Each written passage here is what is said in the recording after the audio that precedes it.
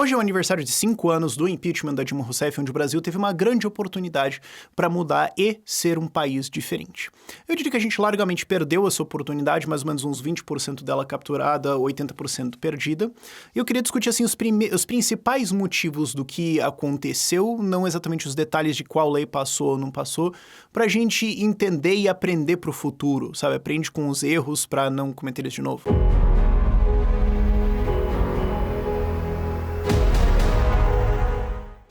E eu quero fazer esse vídeo do ponto de vista de pensando em lideranças e as pessoas que estavam no comando e com a capacidade de decisão e de influência para fazer as coisas acontecerem. E eu acho que eu quero focar nisso porque, assim, as coisas que a gente controla são as coisas que eu posso fazer alguma coisa sobre, que vocês que querem mudar o Brasil e querem que o Brasil seja um país mais livre podem fazer alguma coisa sobre. E eu sei que você pode estar pensando, eu não posso fazer nada, pensou errado. Você pode sim, a gente pode começar a criar organizações sim, isso é muito importante, vou falar isso mais pra frente. Mas teve erros, teve problemas no meio do caminho que impediram a gente de vencer os desafios. E eu também tô falando disso porque em breve a gente vai lançar um programa de lideranças, um programa de treinamento para pessoas que querem ser gestoras, que querem ser influenciadores, que querem ser ativistas, que querem de alguma forma agir para fazer o Brasil ser um país mais livre, que querem participar de uma comunidade, de um espaço, né? Não é só aulinha, cursinho, mas de um espaço onde a gente pode trocar ideia, evoluir, se conhecer e começar a ter mais organizações, mais uma estrutura, ao invés de só pessoas isoladas. E eu gosto também de estar com as pessoas, sabe? Eu adoro viajar pelo Brasil e estar com vocês que querem fazer alguma coisa. Eu adoro quando alguém fala, eu tenho um projeto na escola, alguma coisa assim, eu quero ouvir isso, então eu quero criar uma sala, uma comunidade onde a gente pode fazer isso. Então eu também quero falar dessa oportunidade perdida no Brasil por essa ótica de quem poderia ter feito, e não dos problemas que dificultam as coisas, porque às vezes a galera tende a colocar o problema, a dificuldade, ou porque não aconteceu em, o inimigo é muito bom. Sim, o inimigo é muito bom. Se você tá lutando uma batalha grande ou uma batalha importante, por definição, seu inimigo vai ser bom, porque se ele fosse ruim, ele não estaria lá. Se ele fosse ruim, ele muito pouco provavelmente teria chegado lá em primeiro lugar, ou se fosse um muro muito baixo, você provavelmente já teria pulado ele antes em primeiro lugar. Então, assim, dizer, não aconteceu porque a mídia no Brasil é contra reformas, na verdade, assim, é parte dos problemas. Então, é como se você dissesse assim, eu não consegui pular o muro alto porque ele é muito alto. Bom, sim, mas você sabia que ele era assim, por que você não veio com uma escada maior? Ou por que você tentou pular esse muro e não um outro menor, ou tentar pegar um desafio mais palatável pra você agora, sabe? Vocês entendem o que eu quero dizer com isso? Ou, existe um grande centrão e o sistema é foda, parceiro. Sim, eu concordo, e essa é parte do problema. Agora, eu não aceito isso como uma justificativa de por que a gente não conseguiu, porque é como se você dissesse assim, eu sou um grande boxeador ou lutador de MMA, e eu estou disputando um cinturão, e eu não consegui ganhar do outro cara porque ele era muito bom. Sim, você tá disputando um cinturão, sabe? Você tá lutando com um campeão. O razoável era imaginar que ele é um cara bom pra caramba, sabe? Então, assim, era muito mais por que você não se preparou antes, ou o que aconteceu na sua preparação, como é que você não entendeu o que estava acontecendo ali. Às vezes você fez tudo certo e não importa, ok, mas isso não é tanto comum assim. Então, vamos entender as coisas que aconteceram. Então, desde o impeachment da Dilma, a gente teve 3 coisas principalmente, que é problemas dentro do governo Temer, problemas na transferência ali que levaram o Bolsonaro a ser a opção que sobrou por WO. Não que eu tenha apoiado ele, mas eu tô dizendo que todo mundo que acompanha o canal sabe que eu falo contra ele desde que ele existe, basicamente. Mas o fato é que a maior parte da população que tava defendendo tava olhando e falando, cara, não tem mais o que fazer, velho, vou ter que votar nesse desgraçado. E também erros da gestão Bolsonaro, que eu diria que são a maior parte aí, 60% se não mais do problema aqui são isso. Então, assim, primeiro, erros dentro da gestão Temer.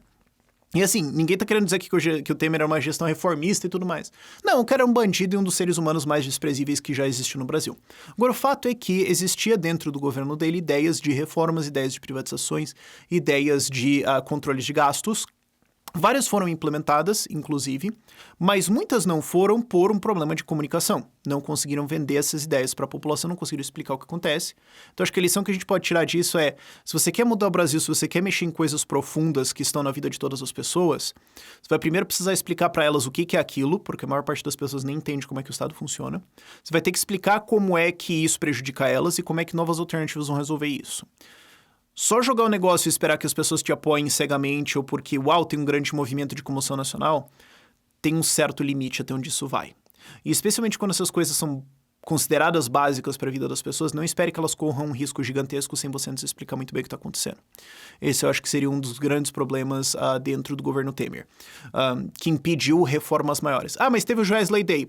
Sim, foi um problema, inclusive, de uma barrigada jornalística, mas isso está fora do controle. O que eu quero dizer é assim, se fôssemos nós ali, o que a gente poderia ter feito melhor? Wesley Day, não ia ter acontecido porque a gente não seria corrupto pra caralho, pra algumas conversas, mas assim, uma bomba desse tipo que inviabiliza a parada inteira. Bom, isso você tá suscetível a acontecer a qualquer momento. Então, esteja preparado para isso, esteja com uma boa comunicação que evita que isso seja crível. Mas o Wesley Day estourou o negócio pra caramba. Muito obrigado, Wesley, por pedir reformas no Brasil e fazer boa parte do mandato que poderia ter feito muitas reformas, ter ido pro saco. Muito obrigado. E claro, também teve parte da inércia institucional do sistema corrupto que o Lula montou, mas de novo isso está fora do nosso controle. Agora, na transição pro Bolsonaro, antes da gente falar dos problemas do Bolsonaro, mas por que o Bolsonaro ganhou? E eu atribuo isso a ou juventude, inexperiência e falta de força por falta de tempo para construir força de organizações, como por exemplo o Novo, ou as organizações liberais, o Livres, etc. Todas as organizações ainda muito novas, então para você chegar, tipo, por que um lutador com 3 lutas no cinturão e 19 anos de idade não está disputando o cinturão e espancando o campeão? Amigo, calma, sabe? Se dedica em fazer esse negócio crescer e construir, não cai nos atalhos, por favor, que é uma tendência, aliás, que as pessoas têm, mas tem isso. Agora, um erro importante de notar, e que é repetido pelo Bolsonaro, é do PSDB, de 2 figuras, Dória e Alckmin, que querem ser mais estrela do que a organização. E assim, eu desprezo eles como seres humanos, eu só tô dizendo assim, vamos separar isso de quem eles são como lideranças. Os caras não souberam parar pra pensar como é que a gente aumenta as nossas chances de ganhar. Vamos rodar o Alckmin. Por quê? Porque ele é o mais antigo. Mas não tem chance. Vocês querem ganhar ou vocês querem respeitar um monte de regra anacrônica e fazer o ego do cara funcionar? Qual é o objetivo real aqui?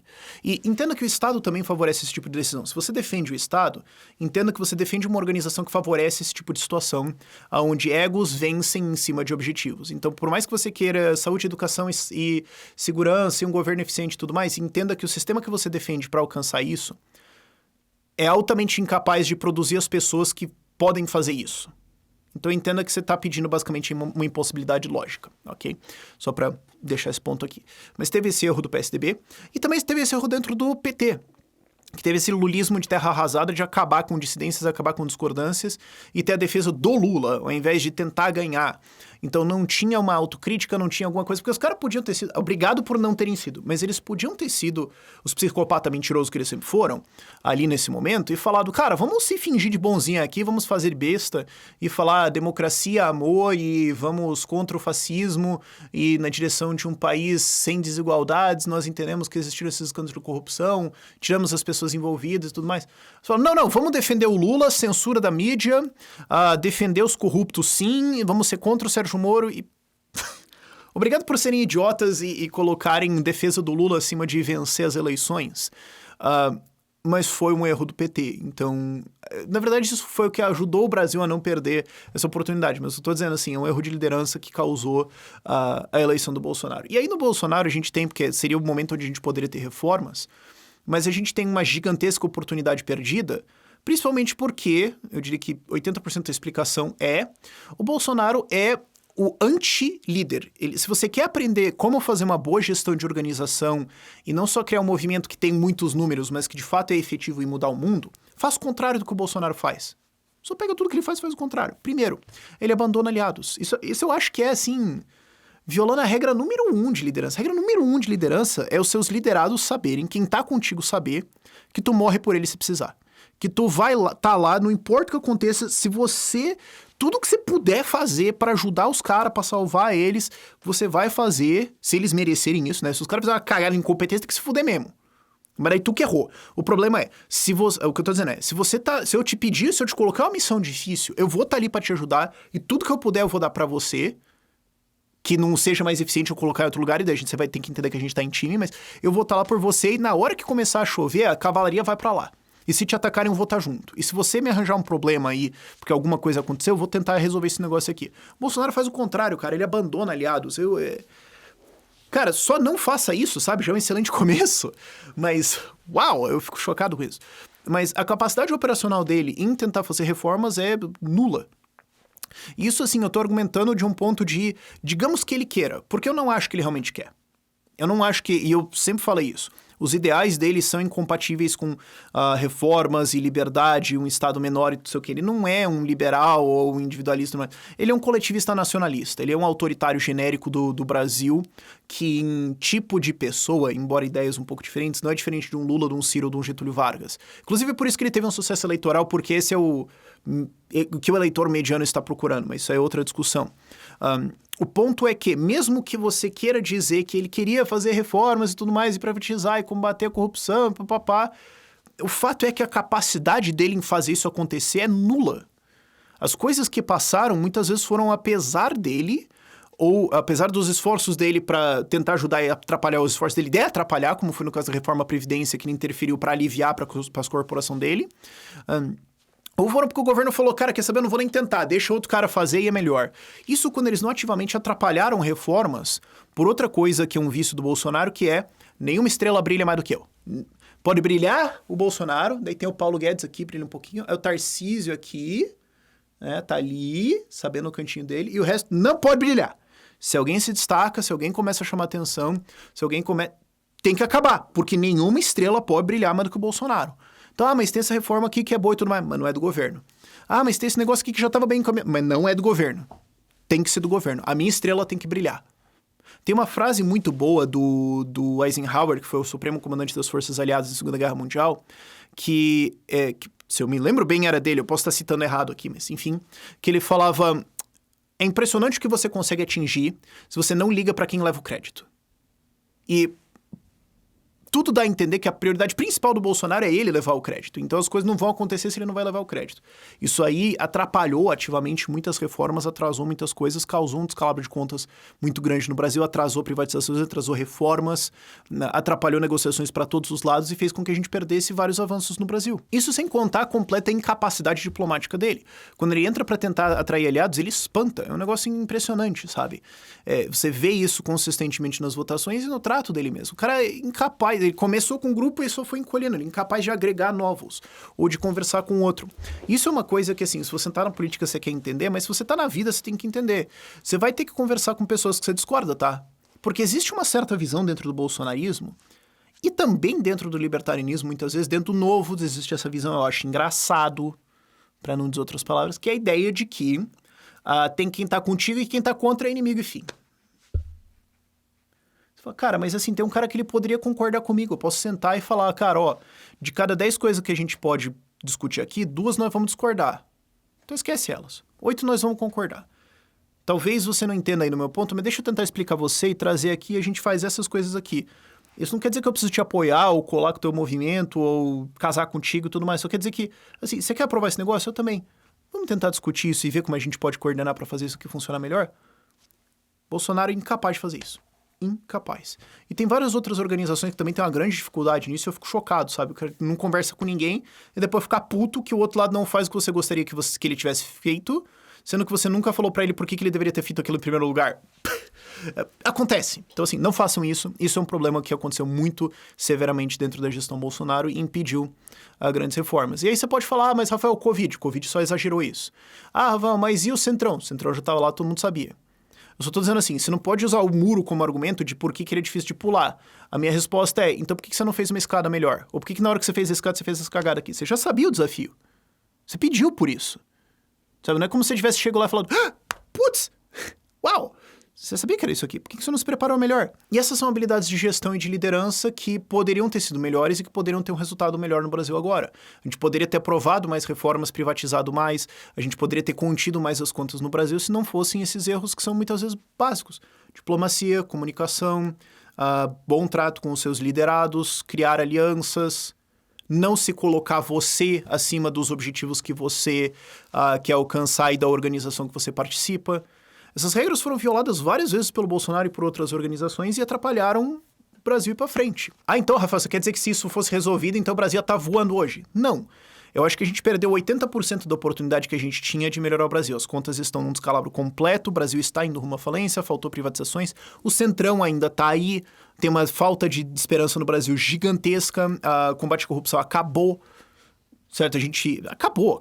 O Sérgio Moro tá sendo processado agora pelo Ministério Público Federal por danos causados pela Lava Jato. Puta merda. Se você olha isso e quer sair do país, cara, inclusive contata a SET, que é uma empresa que eu sou sócio, que ajuda e te ajuda a sair do país e entender para que países que você pode ir, onde você pode pagar menos imposto. O link vai estar aqui na descrição.